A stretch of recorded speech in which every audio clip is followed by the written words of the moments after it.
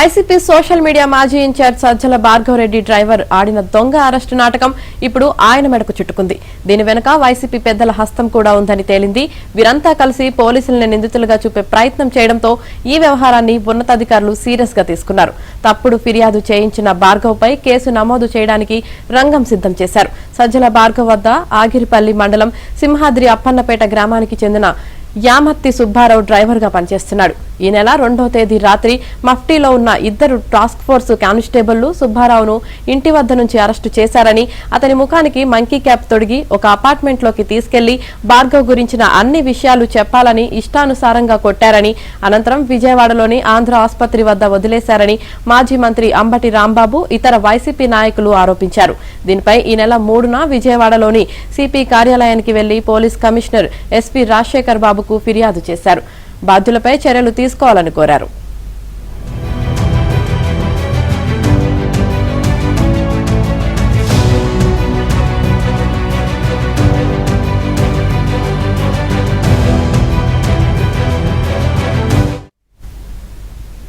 YCP నేతల ఫిర్యాదును స్వీకరించిన కమిషనర్ దర్యాప్తునకు ఆదేశించారు. దీంతో సుబ్బారావును పోలీసులు తీసుకొచ్చారని చెబుతున్న మార్గాల్లో సీసీ ఫుటేజ్ ను అధికారులు పరిశీలించారు.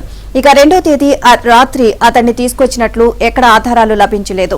ఇక అలాగే ఆయా ప్రాంతాల్లో సెల్ టవర్ లొకేషన్ లోనూ సిగ్నల్ పాయింట్ సైతం రాలేదు. దీంతో అనుమానించిన పోలీసులు సుబ్బారావు నుంచి వాంగ్మూలం తీసుకోవడంతో అతనిలో తడబాటు మొదలైంది. అరెస్టు చేసే సమయంలో సుబ్బారావు భార్య, పిల్లలను పోలీసులు బెదిరించారని ఫిర్యాదులు పేర్కొన్నారు.